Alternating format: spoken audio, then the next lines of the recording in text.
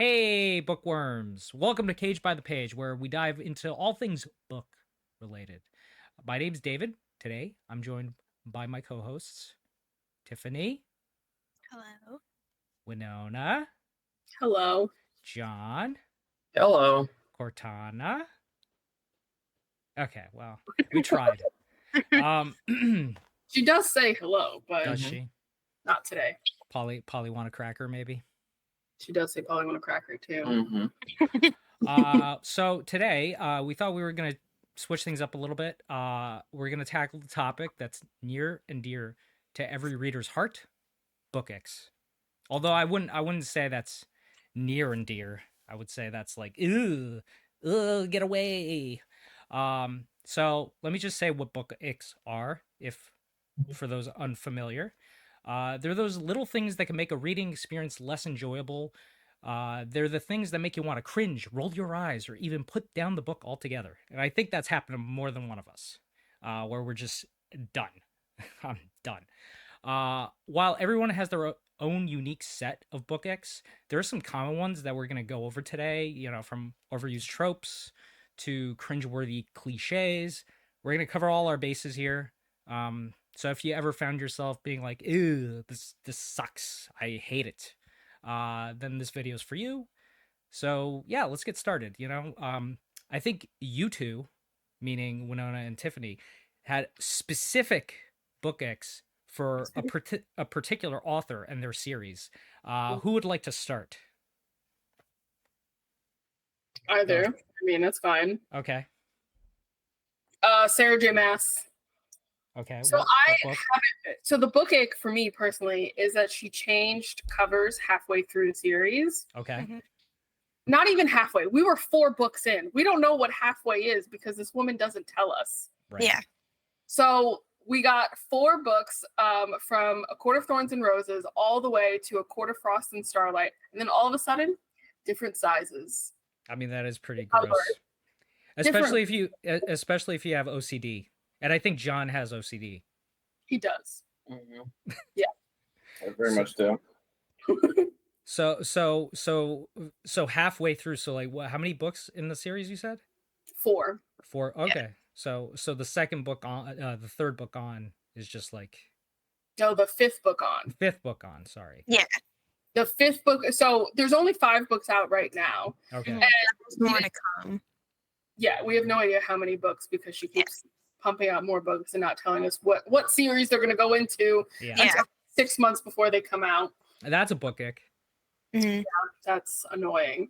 I mean, also the book ick, another one of my book icks is like the third book for Crescent City. She put like little snippets of like never before like read content of like different characters, but she'll put different ones depending on where the book is being sold. Okay. So there's like a whole list of, if it's like, oh, if you want this scene with this character, then you have to buy the book from this store. And if you want this scene, you have to go to this store. And it's like you could have just put them in one, but you just want to make all the money. It's kind of like with my grocery shopping, not every grocery store has that one particular bread, like that I can get. I have to now go halfway across town. I get it. Yeah, it's pretty annoying. Yeah, but it's kind of gross because, like, for me, I prefer a hardcover. Most hardcover covers these days are what, $30, give or take? Mm-hmm. They're expensive. That's a book ick. Too expensive. Yes. $30, and then you want us to buy multiple versions of it to get like all of the behind the scenes things going on. Now, I mean, well, okay, the behind the scenes things, that's a little bit different, but I was going to say like comic books do that where they release like 15 different variant covers, and it's like, oh, if you're a collector and you want to have all of the variants, it's going to cost you a lot of fucking money. Yeah. So yeah, I totally feel that. But her in particular, do you guys have any other authors that kind of screw up the sizing and the different covers and stuff? I mean, I think YA in general has this problem. Mm-hmm. Anything that has like a super long series has this problem. Though I don't think Brandon Sanderson has ever done this. Well, no, he hasn't. But at the same time, I feel like he's just been continuing Oh no, I mean, yeah, I guess that would fall into the book ick part of it, right? Because the idea is that if the book's covers start changing all of a sudden wildly, Yeah. on the hardcover, yeah, okay.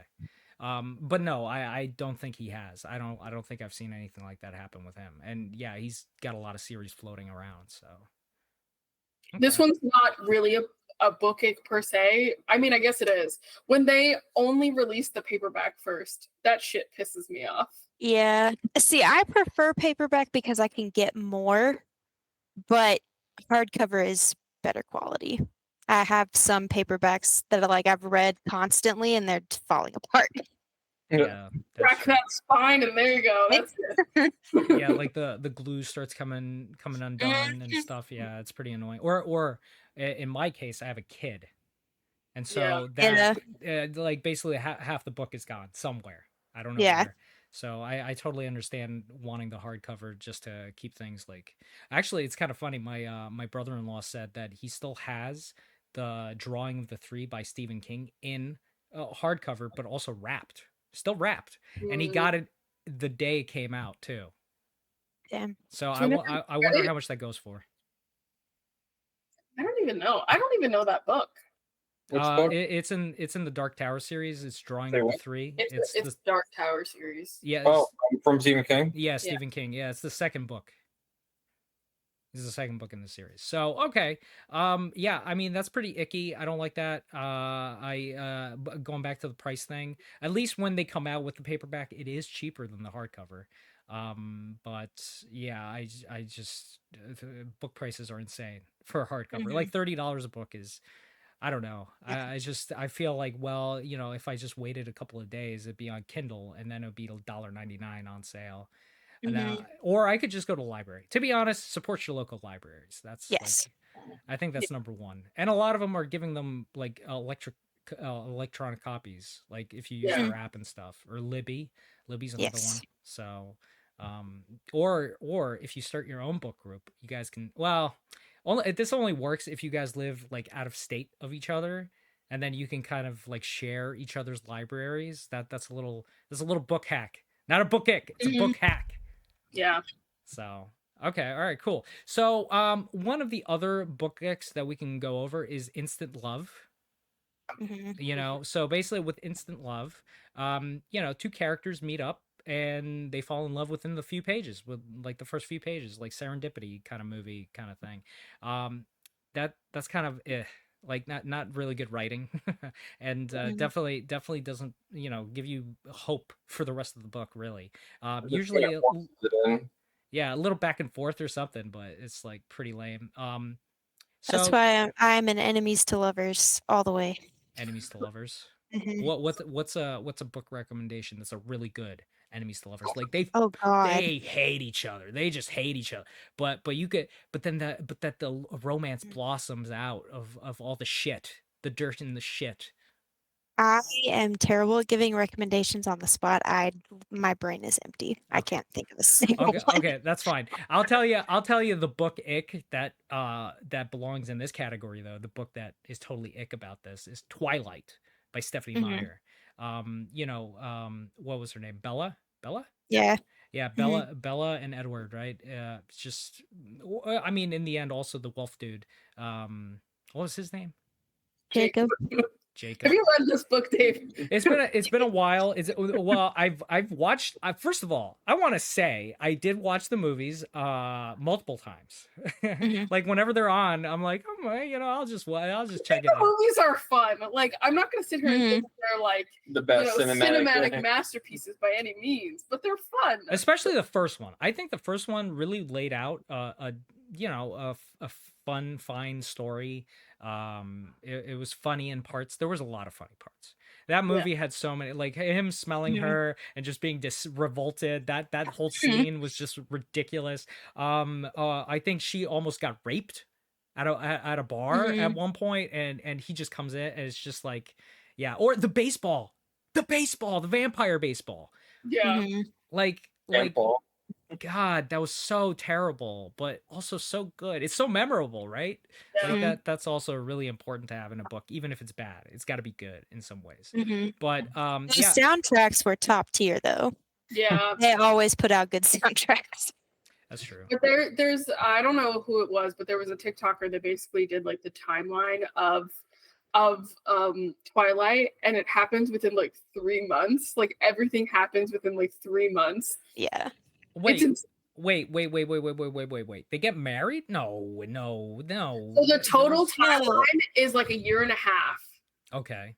I'm talking from when they meet to when they're in the meadow at the very, spoiler, but in the meadow at the very end of the last book, when they've had a kid, that he's gone to Italy, she's basically tried to kill herself like multiple times with Jacob. But I thought the multiple suicide attempts happened like over a summer or something at least. Yeah, like 2 months. Right. So okay, yeah. So you're saying that all together the time added up would be a year and a half. Okay. Everything. Yeah. Okay. That's pretty serious. It's pretty weird. It's pretty gross. Edward being 100-something years old in high school still. Like, why would you go to high school? And he also has like multiple college degrees. Yeah. He has multiple college degrees, and you would think that you would go back to college, not high school. No, it doesn't even make sense. Like, why wouldn't you just like, I don't know, be a doctor like the other guy, like the father, right, of that whole clan? Why are you going to high school? Like, what is high school going to provide you at this point? You are beyond anything that is going to teach you. It's over. It's over, bro. It's over.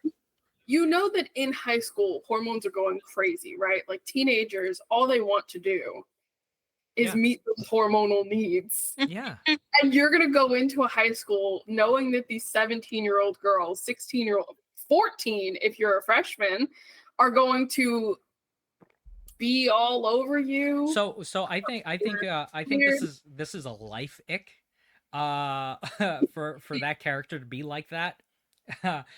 But a book ick too, because why are you writing in basically a predator into the book? It's pretty weird. I gotta say though, in middle school when I was reading that book, I was Yeah.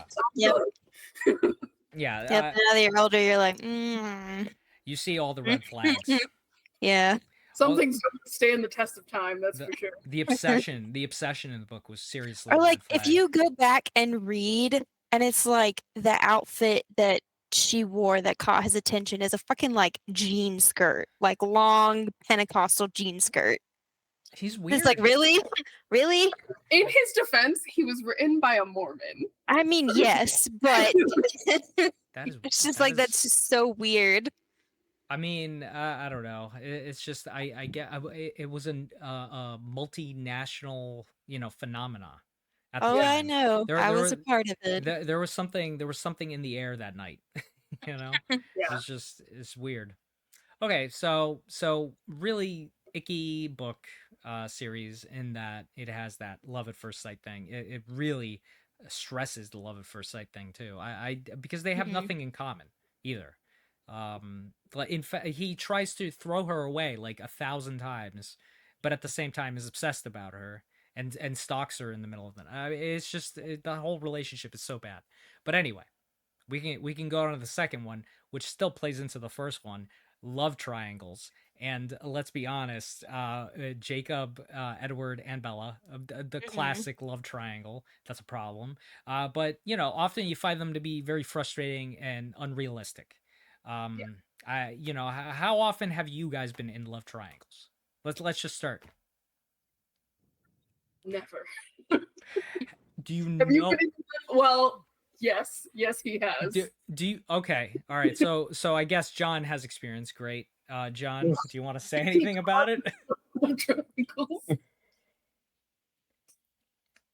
Yeah, I've been in a love triangle before. Throughout many relationships in my history, 31 years on this fucking planet, I've caused quite a bit of. I mean, you were a high schooler issues. at the time. Well, I mean, so yeah, let's be fair. yeah. I mean, I've had one ex, and I had the interest with another ex, and with another person that was a friend of the ex, and that ex was a friend of hers, and also a friend of mine. So when one relationship ended, I just rotated to the next one, and it it's the rebound, but it's happened a few times for me. Yeah, I mean, yeah, I guess that kind of works. You know, in that usually with love triangles, you get a lot of like courtship that's happening between the two, but it sounds like yours was at like a tail end of one and moved into it, right? Yeah. Mm-hmm. Okay. I mean, yeah, it's still pretty fucked up that you went with the friend. Come on, man. What are you doing? You don't shit where you eat, bro. I mean, I get that, but 16-year-old boys just Yeah. It's the hormones, and that's usually when love triangles, where love triangles are written. A lot of them are in YA. One of my examples here is The Hunger Games. Aside Yeah. from, Stephanie Meyers' masterpiece, The Hunger Games by Susan Collins also had this exact problem. Mhm. I would say you could probably list 10 YA books and they would all have love triangles. Yeah. Mhm. Did Divergent have a love triangle? I did not read Divergent. No, I don't think it did. I think there was only one. It's definitely a very prominent trope in YA. Yeah. Yeah, and overall, I think it's just not a very good trope. Like, And most of the time, you know exactly which love interest is going to be the one on Yeah. top. the one true love, or Yeah. OTL as it was coined back in the day. So do you have like maybe a positive series that you like with the love triangle, or is there just none? Because you read a lot of YA. I don't anymore, but I did for a very long time. I mean, I think I like the books, but the love triangles are just not, they're not the plot I'm looking at. They're not the Yeah. plot I'm interested in. Like, I think Hunger Games is an amazing series. And Oh yeah, I would definitely say the Hunger Games is, even though it's on the list, it earns top I think it's ratings pretty, anyway. I think it's pretty obvious that the only option in that love triangle is PETA. Yeah. It doesn't really make sense for Gail to even be Well, interest, besides the fact that they grew up together. Yeah. And well, yeah, I mean, he's part of the resistance and stuff, right? Spoiler. Yeah. So that kind of. I mean, if you haven't read it by now, I don't know what to tell you. Yeah. Yeah. It's been there for a while, but I mean, you never know, because people might start picking up reading. I mean, I didn't finish Harry Potter, which Harry Potter kind of has a love triangle in it. There's like a mistaken love triangle, I think. Yeah. And then I don't think there. Yeah, I don't really think there was one truly. In Hot and Heavy, like the Hunger Games or Twilight or something, Yeah. Yeah. But I think The Mortal Instruments has a love triangle too, doesn't it? It's been so long since I've read that one. I think there might be one, but I think it might be with it's side characters, maybe. City of Bone, right? That's the Yeah. Okay. Well, spoiler: Sebastian he turns out to be her brother. Oh, ew. But there was like a weird kind of like. Yeah, I mean, I'm sure the author decided to write that in for those that like to kiss their cousins. So it turns out that it was basically a fan fiction for Harry Potter. Another one? Yes, but with a little bit of incest thrown in there. Oh God. Disgusting. And then it's like, and then I think they find out later, it's like, oh, we're not actually related, so it's okay again. And it's like, is it? I don't think you can recover from that. No. And like, even when they thought that they were siblings, they were still like, it was like a very push and pull tension kind of thing. So it wasn't like, oh, we found out that we were probably siblings and like all hands off kind of thing. It was like there was still a lot of tension. It was like, because I love him. I love him. Oh. And then she finds out that another character is her brother. And that's where the whole thing comes about. But there's no relationship between those two, right? There was interest for a short period of time. Okay. Wow. It's a lot of a lot of things happening in that book. There's I think 6 books. So okay, yeah, that's fair. You gotta find a way to like pad the time. You gotta introduce an uncle that shouldn't be like walking around with no clothes on around you all the time. A little Yeah. weird. Kissing cousins. Maybe a sister. I don't know. That's weird. Now, okay, to be fair, I have not read the story. So, but from what I understood, it's like Howl's Moving Castle, right? There's just a lot of cities on like tracks and stuff, right? Is that how it goes? No. Is that a different series that I'm thinking about? Yes. Do you- I guess so. Yeah, I don't know what you're talking about. Do you guys not know what I'm talking about? Did I just like have some sort of freakish dream about this? No. Are you seriously Very, telling me very big on the fever dreams? Well, I don't know. Okay, so what this book is actually about is this girl basically learns that there's a Nephilim supernatural world and that she's a part of it. And so she goes into this, it was called like an institute, right? She goes into an institute. She finds this group of people that end up being Nephilim, and she gets integrated into that world. And City of Bones is an implication towards like an underground society that has to like rule on something that she does within the first book. And then it keeps going. So it's like City of Bones, City of Ash, right? I think so, yeah. City of Heavenly Fire is one of them. Like, I don't know every single one of them because I haven't read them in a long time, but that's really what it's about. And then she finds out that basically this whole supernatural world exists. There's like a society of vampires. There's a society of wizards. There's a whole bunch of things. And there's somebody attacking the Nephilim, which are basically fallen angels. Yeah. Okay. And I liked the series, and I think I read it when I was like 17, 18. And you completed the whole series? All 6 books, yeah. Okay. Of that part, and there's like spin-offs. And that goes into the next book. Too many fucking spin-offs. Yeah. That don't belong. Yeah, it's like she's like, okay, I realized I can make money with this world, so let me just only write about this world and nothing else. Yeah, that could limit someone's or at least make someone think that that's a limitation on the creativity of the author, because they're like, well, they can only really focus on this, they can't really expand on anything else. That could be a perception of someone that's factually unsure, but to people who maybe knew, that could be one thing that could avoid people from wanting to read anything outside of that series. Well, that's exactly why I haven't read the other spin-offs, because I'm just like, I don't care. So it starts with the Mortal Instruments, and I think 4 books into the Mortal Instruments, maybe 4 or 5, Infernal Devices, which is a prequel series. There's 3 books in that series, comes out. And there's this whole thing where like how you're supposed to read them so that you don't get spoiled from the other series.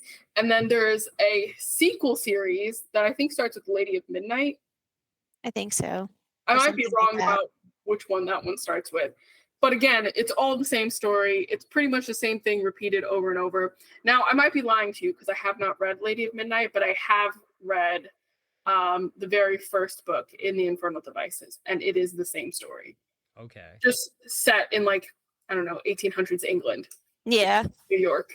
So it's just a different time period of the same. Yeah, but same world, same magic system, everything. Okay. Same kind of style, she meets this guy who she ends up, being romantically involved with. They have to take down the bad guy kind of thing, so on and so forth. So is this is that a pass on that whole series then? Probably. I don't know. For me, I think it depends on how old you are. If you're in your like, that's true. Oh, now we're bringing out the age. Jeez. Well, because I think with somebody who's super young who wants to get into like a very hefty series, I think they would be interested in it. But I think if you want to be able to explore as many worlds as possible, but you need to know the ending of every story, don't get into it because it's too much. And yeah, it's like a good introduction for like urban fantasy if you're young, but now that I'm older, I'm like, I don't really care anymore. Yeah, I don't. And there's new books coming out all the time that sound more interesting. So I'm just like, I won't go back to that. Yeah, you'll drop the series, especially if it's like 10,000 pages of content. Yeah. Yeah. But that's just me. I'm a mood reader and I have commitment issues. So to books, at least. Kind of hard. I hope so. Yeah. Okay, all right. So there's sort of a recommendation in there for one half of the series, but not so much the other. I don't feel confident to give an answer on the rest of them when I haven't read them. Okay, fair enough. I have heard that Infernal Devices is better than The Mortal Instruments, but I can't speak to that because I've only read the first book of the series. Okay, all right, fair enough. So another book ick is excessive cliffhangers. Like, you just have too many of them. It could ruin a reading experience, especially if you don't know what the hell's going to happen next, or if anything ever does happen again next. Because in the one example I have here is a series of unfortunate events, and Jesus fucking Christ! Each book ends with a cliffhanger. They, constantly keep you on edge. You're just edging forever. And yeah, it could just turn people away from the book series altogether. And yeah, I don't know. I mean, what do you guys think about that? Excessive cliffhangers. I think there's very few books that can actually do that well. And I don't think that you have if you have a series that's more than, I would say, 4 books, you've gone too far. If every single one ends in a cliffhanger, you have gone too far. Well, I also think, like John was saying, you got to kind of branch out a little bit. Like give people like a complete story, feel satisfied, so you can like leave, and do something new and something else instead of plodding away. Like I also think that there's other writing ways of writing that can keep people engaged that don't require you to do a cliffhanger. There's building up character lines that people just want to know more about, which isn't a cliffhanger. It's we know that the next book has to happen because there's all of this stuff that still needs to be resolved. It's not exactly a cliffhanger. A cliffhanger is like, oh shit, this happened all at the end of the book, and like we're just dropping it here. Well, like specifically, like if we're talking about somebody writing out of their ass and they really don't know what the next book is going to be, like George R.R. Martin, kind of like that, where they'll leave you for years without any positive, just there's nothing to that for you to keeping on to, you know what I mean? So that would really, just turn me off to the series, which I'm sure a lot of people have been turned off to a lot of book series that don't give you satisfying kind of conclusions, leave you on a cliffhanger. It's just garbage.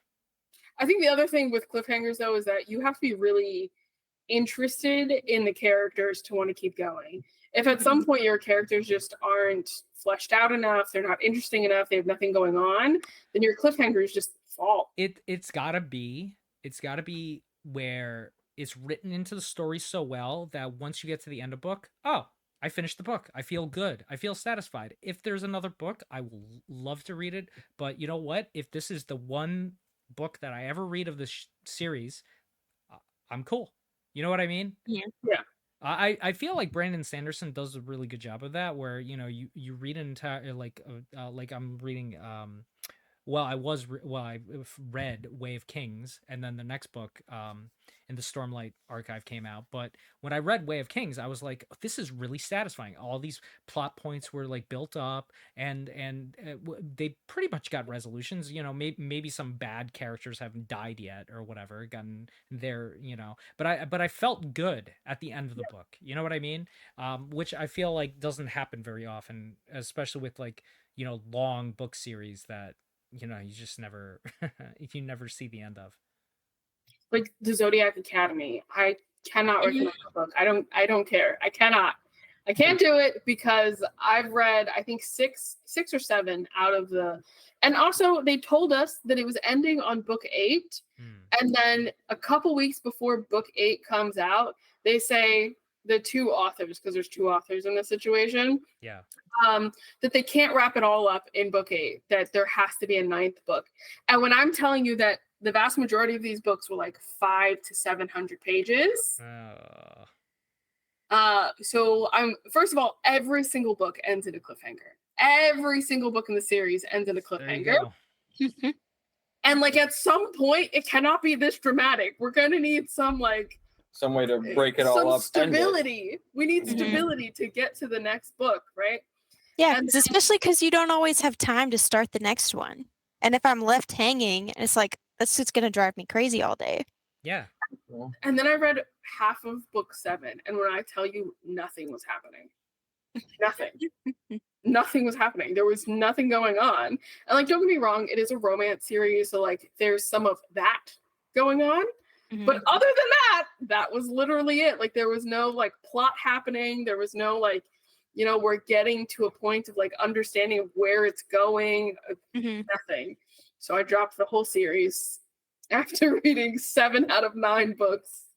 So did you ever like look up the ending at least? I don't think the ending has been published yet. Oh, okay. Well, I will though. I'm going to look up the ending. Big marks against that in general then. Yeah. All right. So another book ick is just miscommunication. That where the characters just don't get to know each other well enough to tell each other their plot. It's like, wait up, bro, I don't have time to explain any of this to you, kind of thing. And it's like just falling into whatever stupid trap or drama that happens out of just not being able to tell each other what they're thinking or how they're feeling. Like we, the reader, read it on the page, but it's also bad in terms of plot too. When it could, like, there's smarter ways, I think, to write characters where they talk to each other and still bad things can happen to them. You know what I mean? Yeah. And I feel like that doesn't happen often enough. I feel like it's just a great plot hole to just like, well, they never said anything to each other. So of course, he got there at the bar that time and he got stabbed in the face and that's why he lost the eye or whatever. It's like, not necessary. Big one for this one is Romeo and Juliet. They die at the end. Spoiler. Because you know what? Biggest the idea that's a spoiler. That came out hundreds of years ago, guys. If you have not read it by now, I don't know what to tell you. Also, it's like required reading in like middle school, I think, right? I think it's in to read it in high school. I think it was 5th grade for me. But it's pretty. It probably is high school like, because they probably don't want to talk about suicide in like middle school. Like I feel like that's a taboo subject. I mean, I guess today is still kind of a taboo subject, but that's the thing. Usually stuff like that is usually better to talk about it because of the fact that it brings more awareness, and that's something that can be encouraging for someone to actually address with someone to get the help instead of being alone about it, not knowing what to do, and then they inevitably go to their end. Yeah, but how do you? It can be hard to explain to an 11-year-old, because that's what middle schoolers are. Well, this was high school, so I can't really say that. I was gonna say I've had experience with a classmate, but yeah, I mean, it would be hard, I think, for a middle schooler to like really understand it completely. But like John's saying, I think it's better if you start early enough, maybe bringing up those kinds of topics just to, I don't know, like work on that foundation. And I mean, honestly, that kind of stuff can happen at any point in anyone's life. You know? So, I mean, at least there are guidance counselors that I guess are on staff that can help someone as young as that to kind of understand that. But yeah, anyway, Romeo and Juliet, spoiler, they die together because they didn't talk to each other. They didn't tell each other what each other's plan was. Of like, well, I'm gonna drink this fake potion that will make me look like I'm dead, but I'm not really dead. I mean, what the fuck, bro? Why would you do that? Well, like, of course he's gonna find out. It's all for the sake of love. Like, yes, the miscommunication trope is very prevalent in romance because they all have to follow the same formula where it's like, get together, break up, get back together. So like, what's gonna lead to the breakup? We just don't talk about stuff. I think the reason maybe why authors decide to use that kind of stupid trope, like in this one in particular, it's because it's supposed to piss us off.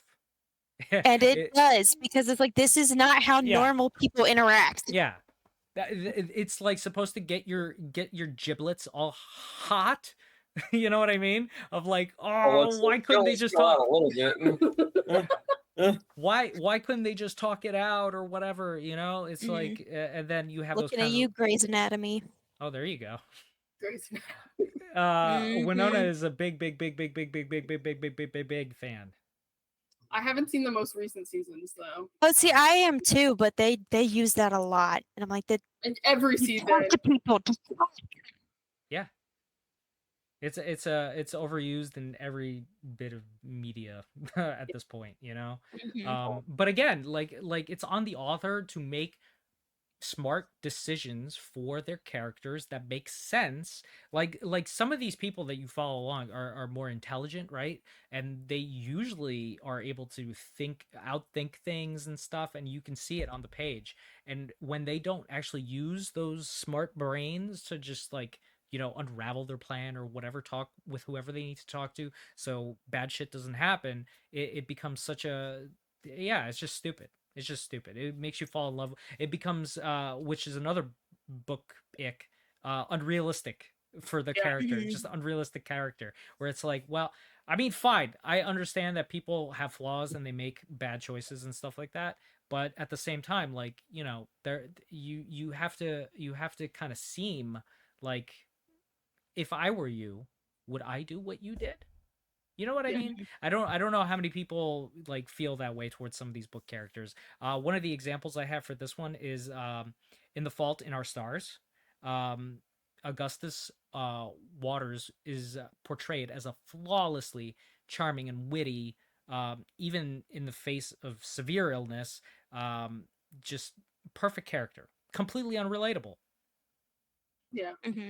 You know, I'd be cursing at everybody. I would be throwing my bedpans at people. I would be, you know, doing all sorts of like just nasty shit. I would just I'd be scooping my shit out of my butt, just flinging it. So what we know is, if Dave ever gets sick, we're not visiting. Oh yeah, don't. You don't want none of that. You don't want none of that. I ain't trying to do any of that at all. No. Yeah. So flinging bodily fluids at anybody for any reason, mentally ill or not a fun time. Not doing it. I'm trying to think of like flaw. Well, I would say unrealistic more commonly in YA is usually placed on the female character being overpowered for some reason. Like obnoxiously, to the point where like somehow they can get out of any problems. They always have some like, you mean plot armor? What? Plot armor. Or like, sure. Yeah. I've never heard it phrased that way. Yeah, that's what it is, where plot armor is basically a specific character that will always prevail, basically. Like, no matter what the circumstances may be, they always will prevail one way or another. Yeah. I didn't know it had a term. That's pretty cool. Yeah, it's plot armor. Yeah, I've never heard of that. It's big in gaming communities as well for a lot of like, it's just plot armor. Like you're not supposed to die or anything like that, or you're always able to figure out the solution to a specific circumstance. Like that's what it is. It's also called bad writing. It is bad writing, because if your character can never be injured or never have any severe situation happen to them, then like, why should I even believe that they're actually badass? Like, because they're not at that point. They just have ridiculous powers to be able to overcome anything. Yeah. Yeah, just again, that would basically be something that an author has to really work on, because again, 9 times out of 10 your main character is going to make it through whatever is going to be happening. However, a way to kind of mitigate that for an author would be to have this person go through a series of events or situations where they might lose something, but they're not going to be completely, you know, lost. So whether it be like, hey, guess what? You ended up losing a hand, but they still persevered. But there was a level of loss, a level of risk that they had to take that cost something. That would ultimately lead to a more realistic outcome and it would kind of ease the reader's mind. Well, I mean, this person's invincible. Like, no, this person ended up losing a kid or their loved Well, one. I was gonna, for you, John, I was gonna say Master Chief and Cortana, but you know. Well, yeah, I mean, yeah, that's basically it. Where he's kind of lost her, but obviously replaced with. Do you have any games that have plot armor? Almost every single game I played has plot armor. You're the plot armor. You're supposed to be the one that's invincible, running through the corridors and stuff. And yeah. But that's one thing I do appreciate about Sarah J. Maas in her Throne of Glass series is her main character Selena goes through some shit and she loses people along the way, and so it's like she didn't overcome it exactly because she still lost things. Yeah. There was a lot of equivalent exchange, I guess, to get to where she needed to go in the story. Yeah. Which it's like super important for the stakes to be real. Like as soon as the stakes are just like, well, they can kind of get through anything at any time, anywhere. Like kind of like Sherlock Holmes. The stakes are never real. You know what I mean? Because of course he's gonna figure it out all the time. So I totally feel that. So Throne of Glass would be a recommendation. I love it. I know Winona has her qualms with it. Okay, well, Winona, but Winona's specific problem right now was the sizes with hardcovers. I mean, if you get it on Kindle, we've talked about Throne of Glass. So Sarah J. Maas, got her started. You just got her started. Has 3 different series, and they're all interconnected in the same world. However, unlike some of the other icks we talked about, they are interconnected, but they are different stories. They are significantly different stories. Throne of Glass is the YA series that started Sarah J. Maas in the first place. It is 9, 7, 8. I don't know how many books it is. It's a lot of books. But and it's another one of those where she's like, it's finished, but is it? Yeah. You never know. The need and the hunger for money will always come out of nowhere. You might get another one out of nowhere. Well, the thing is that sometimes she publishes like short stories of the characters from that series. But anyway, my point is that it takes like 4 books for the series to get good, and I'm not going to commit to that. I just can't do it. I think that's a money grab to a certain extent. Well, it's like when she needs a new yacht, she puts out a book. But it's ridiculous because from what I understand, Throne of Glass was written as it was on like one of the fan fiction sites originally. Yeah, like Wattpad. Yeah. It was like a Wattpad kind of thing. So she originally started writing it when she was a teenager. And I think that's the reason it doesn't start to get good until the 4th book. Is because she was a teenager. She didn't really know how to write in the same way that she does as an adult. Well, this is great for aspiring writers, though. You could write like shit and get published anyway. Yeah, I mean it's true. And then she ends up writing a prequel, and I don't know, that series it was too long for me. I didn't care enough about the original characters in the first 3 books for me to really want to keep going. And I think I started Heir of Fire, or possibly Queen of Shadows. I don't know which one I started. And I just didn't care enough to keep going. Well, that is a book by itself. Is just like authors that take too long to get to the point of their story. So which I didn't feel that way, but I also started with the prequel first, so I got to know that character a little bit better.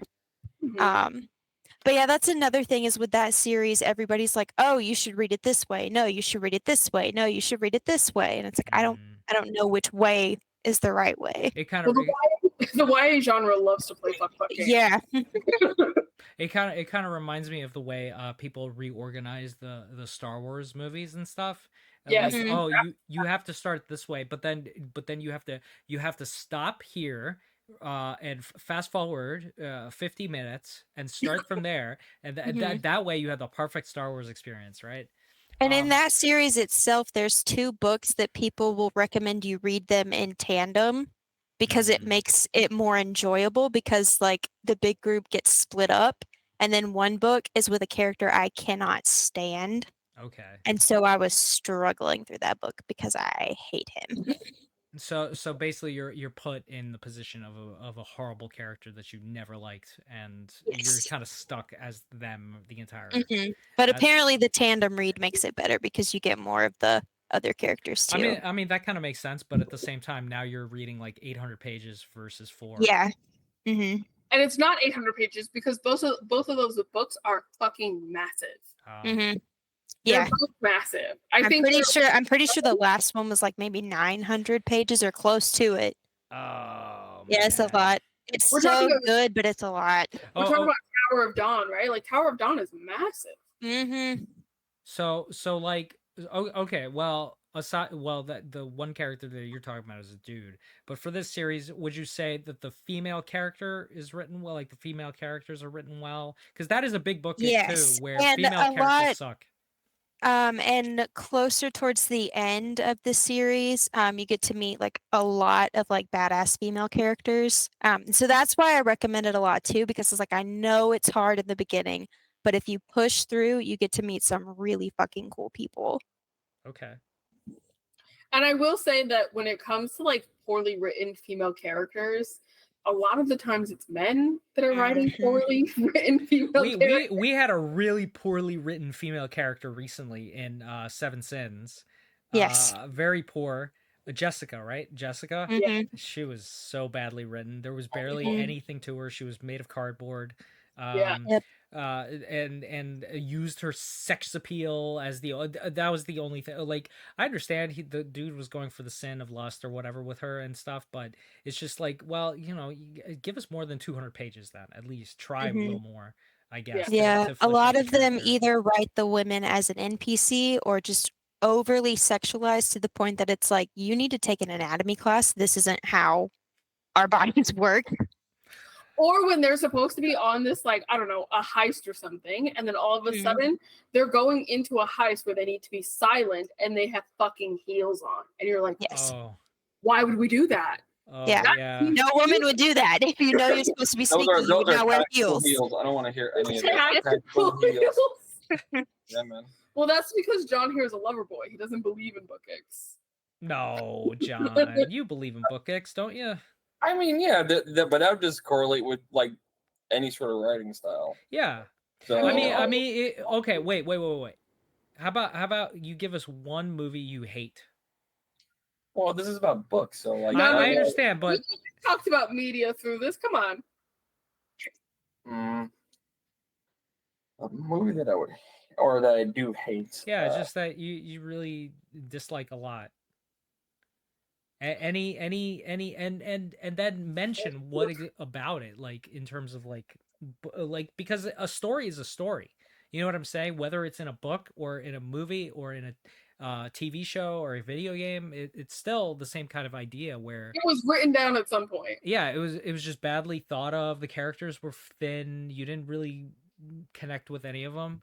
You know, to prove my point that he is a lover boy, because no, that's not necessarily true. The issue is it's kind of difficult to try to pick out a specific movie, game, or something or book that.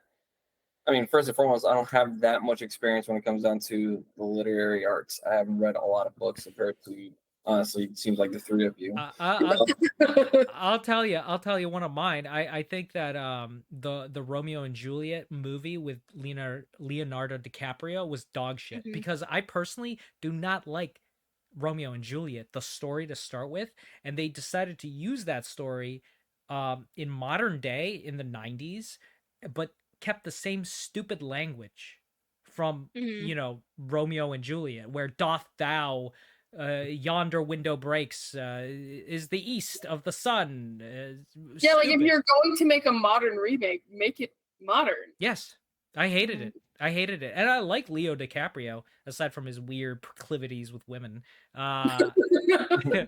You know, aside from that, or Claire Danes was a Juliet in that movie. I think both of them acted great. Oh my God, Tybalt. the actor who played Tybalt was like just like mad drunk the entire time. It was just ridiculous. Like if you haven't seen that movie, John, actually watch that movie and we could talk about that because it's kind of funny. Talk about how poorly done that movie is. But you don't like some of the Resident Evil movies.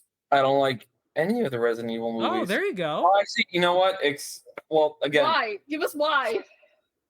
Again, this is supposed to be about books, Give but us I guess why. we're talking about movies. The reason why is just because there's a stark contrast between what is portrayed in games versus what is portrayed in the movies. A lot of resource material is present, yet those who are behind the scenes working with scripting and filming, they cherry pick very few details and then they try to make their own script out of it, and it just always falls flat. Well, I will say, okay, for Resident Evil specifically, that video game doesn't have that great of a story. I'm just saying it. Oh no! It doesn't. It does. Oh no! Okay, no. Listen. Hold on. Let me just explain something. Okay. Oh no! I feel like the world that they built is interesting. I think the T virus is interesting. But the big thing you get out of the Resident Evil game is the atmosphere that it provides within that world. The writing isn't good. Are you kidding me? It's just not. Well, so the thing is, I will agree with you in regards to the first iterations of the game. Yes, because that is valid. A lot of the scripting kind of falls flat on its face because there's just a lot of, I guess, translation issues. That's one of the bigger ones. Yeah. And another one, the overall story building is not as detail focused. Now, with the remakes, I can't even say with the remakes that they did a pretty good job. Not really. The Resident Evil 3 Nemesis remake was not good at all. The Resident Evil 2 remake actually worked pretty well. But that's also a difference in regards to the studios that were spearheading it, but that's a whole different conversation. No, but we're just talking about like the storyline. It was like, I'm a very big fan of Resident Evil, and I will agree that the storyline is not well written, and that's only with dialogue. So a lot of conversation was not that well written. Some of the critical story pieces in regards to divulging details was decently written, but again, sometimes video game developers are not book writers or not script writers, right. Or well experienced to get something that is able to really draw in the attention of the reader or of the player. So I will agree, just like other games like Silent Hill, that sometimes it's not well translated or the script is not well written, but you are correct. The atmosphere that the players put in adds more to the experience than the script itself. Now, if they're able to work on source material and enhance it to better create what was initially intended and be able to replicate that more clearly, then I'm sure the story would work out relatively well. But that also takes a unique set of individuals to try to make sure that they can do that. Yeah, so that's why I thought that, because the movies were made at a time where you only had the original source material really to work with, that they took liberties. They introduced a female character that didn't exist in the games, and gave this whole Alice, and gave this whole Mila Jovovich, the the actress played her. It doesn't help that the director that was his wife. Well, I think I think they weren't together for the first movie, but I think subsequent movies they were together for sure, or something like that. I'm not 100% on it, but it doesn't matter anyway. That's why I'm saying they added all that fluff, because the original games didn't have enough of a story to really go with. They had the atmosphere, they had the plot, and I mean there was sort of an ending to the game and stuff, sure, but it's just like they just had to make a movie series, right? So but at the same time, the newer generations of Resident Evil, outside of the trio, if you will, the first, second, and the third one, they add more detail in regards to where the virus was sourced, how was it actually developed, and all that stuff. So there was more to actually complete the history of it.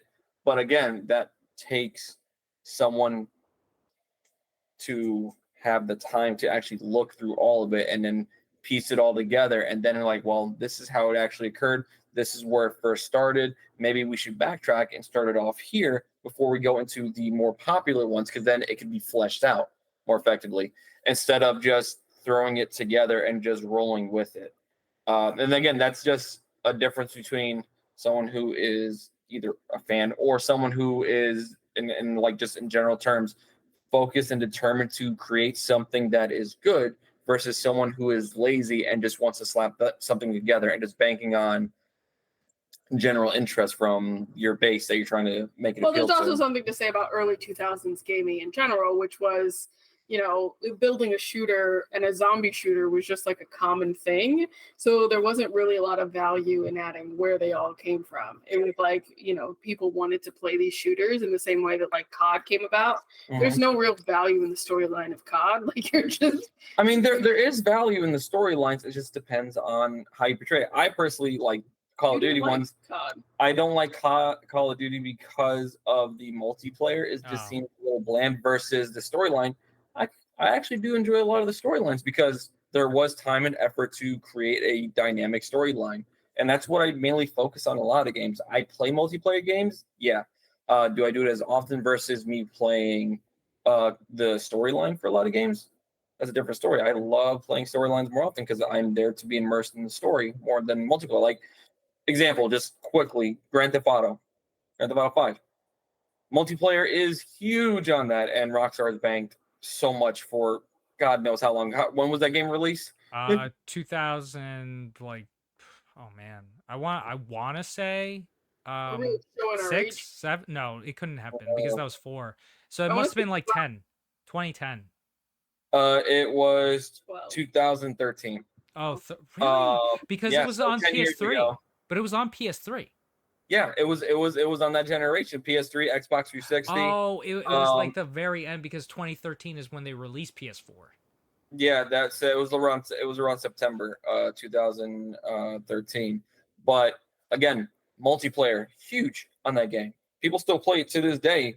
But I always caught myself playing more of the storyline because it was just more interesting. I don't care that much about multiplayer. It doesn't work well for me. I do want to go back only to Resident Evil for a second because that series actually has a lot of female leads, protagonists. Jill Valentine to this day is still my favorite character. I've named my guns after her, so I mean it makes a lot of sense. I've also based my selection of firearm after her. My pistol is a Beretta. Yeah. That's interesting. To build off of the whole like atmospheric thing, this is a personal book ick, and I know it's not the case for everybody, but obnoxious world building.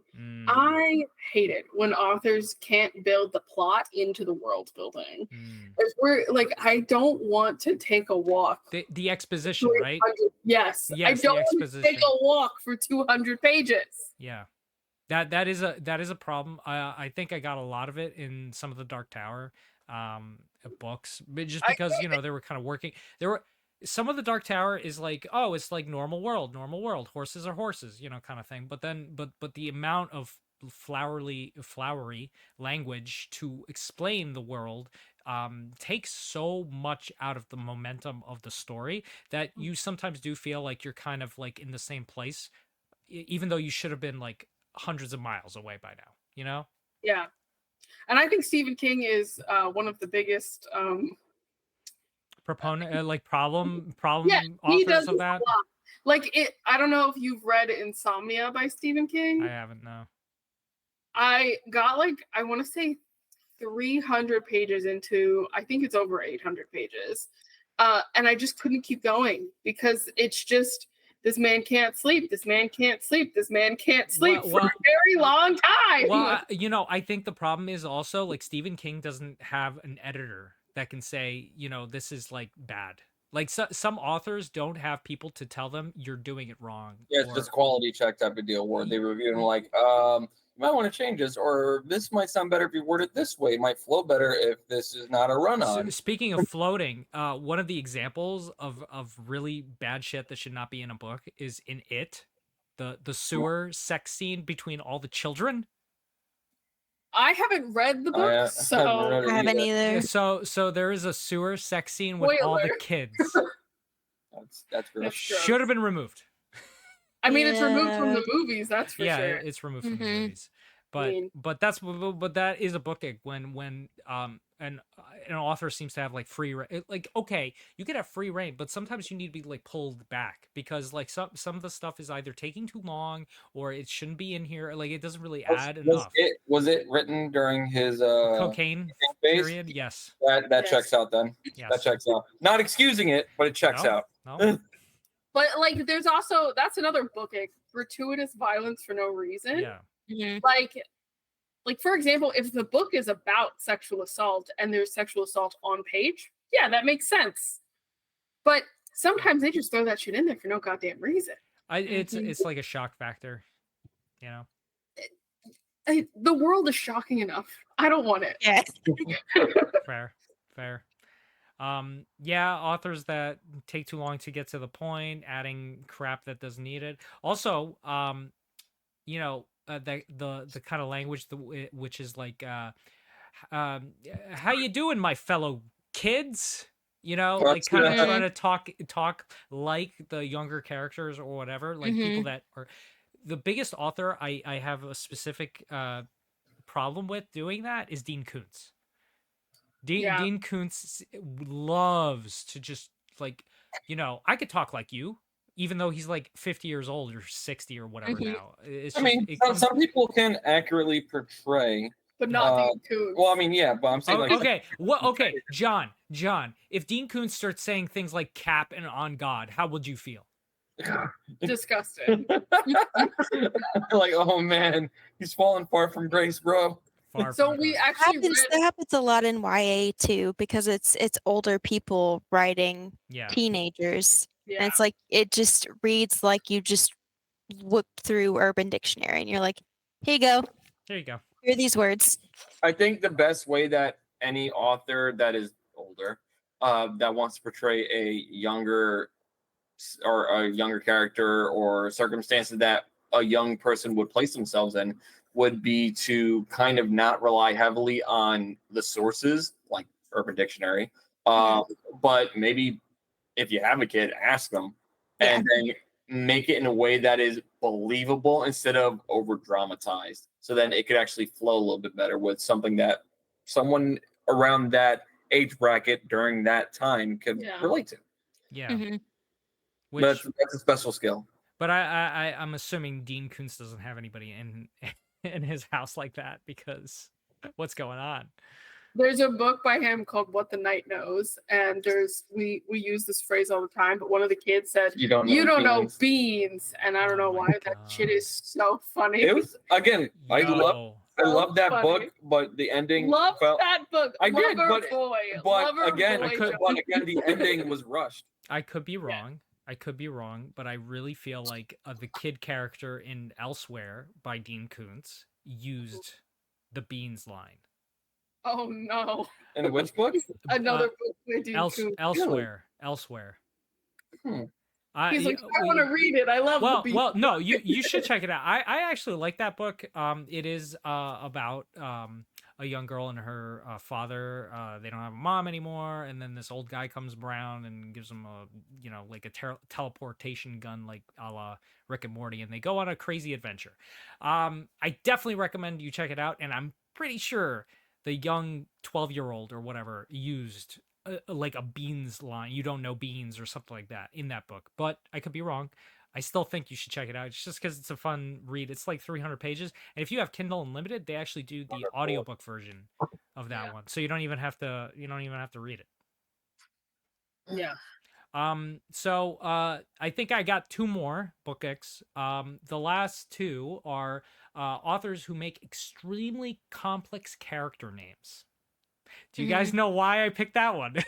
Because the current book that we're reading. Oh yeah, well, it's just like so annoying that they want to make these like unique names, right? But it's like just they don't roll off the tongue, and you can't remember them properly, and it's like, who's that character again? Or it might just be frustrating for someone to be like, well, this person XYZ name, and then you run through the mispronunciation or overly lengthy. So you some people might be like the one with the yellow hair, or the one that's married to this person, or the one that killed it, like something that relates to the character that the character has done or is known for, and not their actual name, because it is too frustrating. But then that depersonifies the character to a certain extent. Like if you can't really remember who the character is based on like just their name, it can be hard to like be immersed in their story, because you're like, all right, this one that belongs in this world, and it's just not, I don't know, it's not immersive. Yeah, I agree. The book that we're referencing is The Priory of the Orange Tree. A good book, a very good book. But yeah, the character names are a little bit they're too much. They're just too much. I would prefer them to be dumbed down for my sake. Yeah. Or when they have two complex names, but they both kind of sound the same. Yes. Oh my God. And this book also has that problem for not really main characters or like anything like that, but I do have that problem in this book, which is really funny. Or even places, like really crazy names for places, and it's supposed to be like a main hub city or whatever, and it's like again, I can't say the name or remember how to say the name, so it just kind of pisses me off to try to explain the name, you know. And then it throws off the, like, if you read, I don't know, I read in my head a lot, like I don't really, you know, it throws off the narration in my brain. So then I'm like slowing down, because it's like I can't. Or it'll probably break the immersion, because then your brain just like stops and like, wait, am I blah, saying blah, this blah, right? like, is it? And then you might want to voice it out in your head or verbally out in the ether, and like that just immediately will break your immersion with the book, and then you're like, well, I gotta refix myself. I mean, it also depends if you're that kind of person that a small issue like that doesn't necessarily detract you from still immersing yourself into whatever you might be reading. The real question is, John, have you started The Priory of the Orange Tree? I have not. Okay, well, one of these days he will, and maybe overnight he will read it and comprehend it so well. And he won't have any of the problems that we had, because he's a lover boy. The names haven't tripped me up as badly, because like in my brain, my head's like, this is how I would pronounce it, and it's like, okay, move on. And my brain will think that until you tell me I'm wrong. Fair. So we'll see when we're actually talking about the book how you do. When we say a character's name and you're like, what? Who's that? I can't even think of any of the characters' names right now, because of like, I can, but I don't want to say them. Yeah. It's like, well, I mean, for me, when it comes down to characters and all that stuff, I do my best to try to take notes of like who they are. Like the last book that we read. That's the word I'm looking you'll for. get there. The last book that we read, I wrote notes in regards to character names. They're, I guess, the focal point of that's what they're memorable for and all that stuff. And I have like a bunch of notes on my phone. Yeah, but their names were Samson and fucking Abatha. Yeah, but I'm saying like, I mean, Abatha tripped me up with Tabitha. I kept on, and you know, like my phone would autocorrect to Tabitha. Yeah. So. Also, I don't know what a priory is. So. Well, you will learn what a priory is, sort of. Not really, actually. It's it's just basically another church. Okay, of an orange. Okay. Then not understanding at all, but okay. Yeah. Well, you'll get there. So this ties into what we just went over. Like complex names, just complex language in general, where it's like I need the fucking dictionary. Just what are you saying? What is that word? And guess what? Sometimes that might help you become a little bit more diverse in your vocabulary. Like, oh, didn't know that word existed. Well, not use it against someone in an argument. What's nice is when you have like a Kindle, you can just highlight the word and it gives you the dictionary. But if you're like reading the textbook, like, you know, just flip through the pages and you don't have, you know, it's kind of annoying, I would say. It makes me think of like if you've ever read a word that you've never like said out loud before, and then you have to say it out loud, and people are like, "What the hell are you talking about?" Yeah. I can't. There's a specific word I'm thinking of that I cannot remember what it was. I But got into an argument with my 4th grade teacher when I had to read Colonel out loud and I pronounced it colonel and she was like, "No, that's Colonel. Colonel." I was like, "There's no R in there. It's not Colonel." Yeah, it's And she's like, colonel. "Yes, it is." Why? Why is it Colonel? Why is it Colonel? John, do you know why it's Colonel? why is it No. Colonel? There is no reason. I just know it's a full bird. So I mean, yeah. So that basically ties into just hard character names in general. You know, just make it easy, dumb it down, like dumb it down, guys. I mean, it depends on your target audience. That's Or what it is. include a pronunciation guide. Like that's fine. Yeah. Sarah J. Like a Maas. glossary at the back of the book or something. You should No, at translate, the front of the book. translate what you meant on the opposite page. That's really just what it is. That fills up a lot of the pages, yeah. Like Sarah J. Maas, one of the main characters is Rhysand. How would you pronounce that? R-A-Y? R-H-Y. R-H-Y. Right. S-A-N-D. And? Ryand? S-A-N-D. Yeah. Rysand? Yeah, so it's actually Rhysand. Rhysand. Yeah, okay. But she puts a pronunciation guide in the beginning of the book. Okay. Although I good. don't think Does she? I don't think it happens until the second book, but that's You got the reviews from the first one, like, yeah, I'm gonna make sure that people are a little more aware of what I actually mean. it doesn't in the second book, but Sounds like just bad writing to me, but yeah. I think if you're a fantasy author that wants to use complex names, you should be including a pronunciation guide. Yeah. You created the names. How the hell are we supposed to know what they are? either a guide or like at that very beginning when the character or characters are first introduced, name, parentheses, pronunciation. Yeah, that would be weird in a fantasy book, though. Yeah, I mean, it might land. Who knows? I would feel that would be a book ick for me. Don't put the pronunciation right in the middle of the storyline. Yeah, that would be a little weird, I guess. But I mean, I again, think that it's nice happens having in A Court of Thorns and Roses, because that's how I learned how to pronounce Feyre. Oh yeah. She does do that. And was that bad? I liked it. I appreciated it because it was like, oh, now I know how to pronounce it. There you go. So then I feel like that's effective.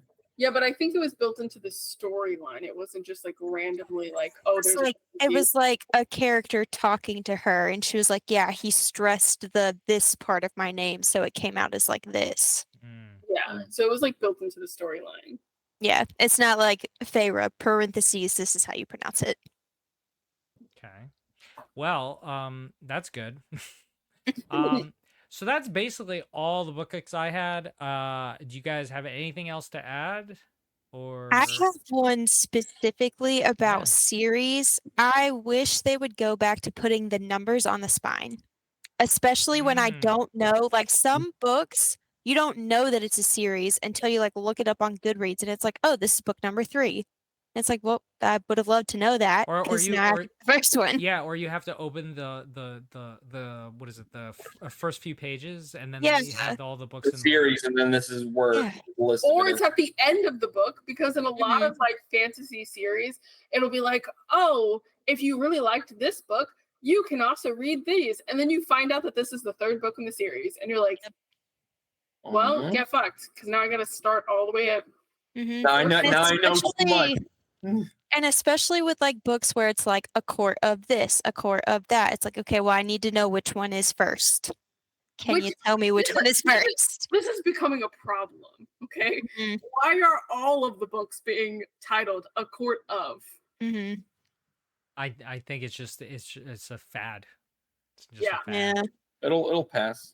Well, okay. I think one of the reasons would be too is that if they find that a series with that title is successful, then they'll write the coattails by putting that kind of similar scheme in there, just to be like, oh, trick you, you know, kind of. Yeah, you bought the wrong books. Like, oh, well, I'm watching the wrong movie. Yeah. So I think that's why. One of my big book icks, this is specifically for romance books, is especially in a series where the two main characters, who in the first book were together the entire time, and then all of a sudden they're separated for like half a fucking book. Oh yeah. I hate it. It just reminded me of another one then. Like characters, side characters or whatever that get introduced, they seem kind of important, but you don't see them for 20 fucking chapters. And you completely forget what the fuck they were like even about. Like, you know, it's just like, what? Who is this person? Why do I care? Oh my god, they were in chapter 2.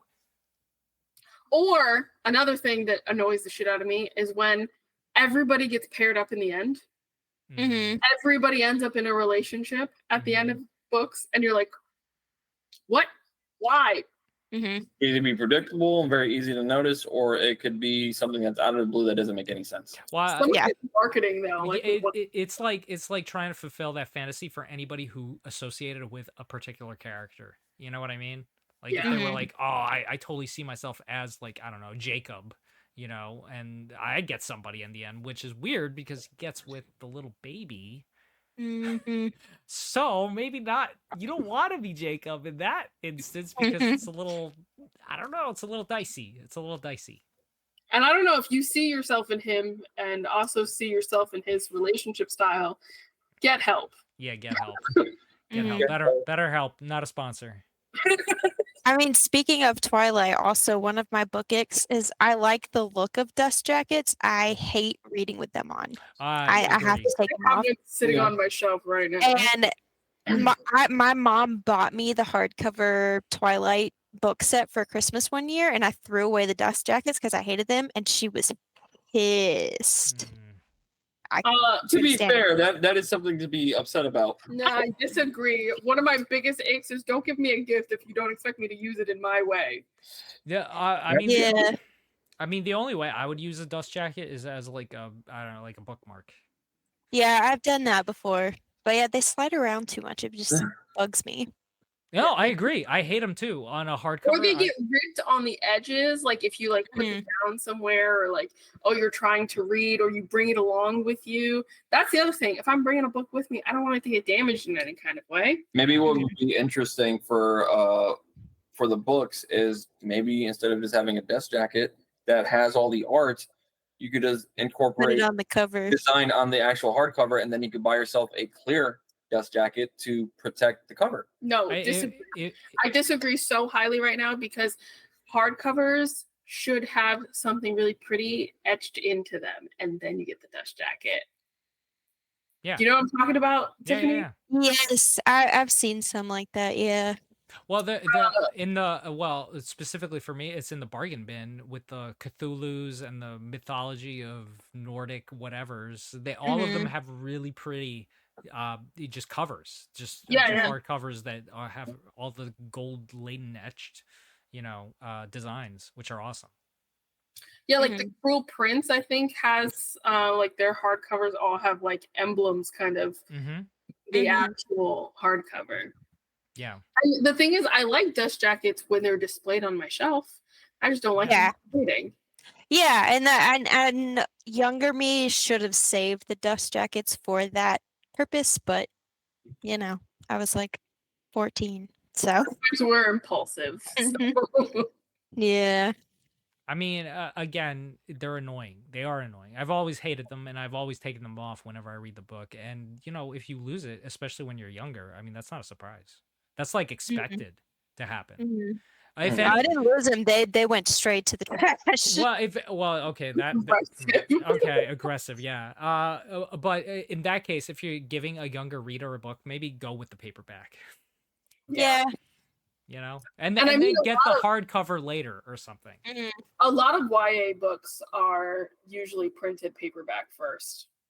I think maybe that's why. Yeah. That's interesting. I never thought about that. Yeah. But yeah, I don't like them either. Well, if you guys don't have any other book icks.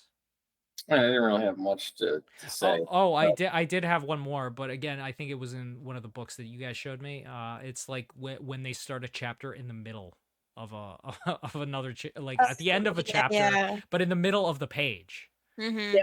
You know, just doesn't have its own page. Like it's there's no like nice cutoff. You flip the page. Oh, it's a brand new beautiful chapter.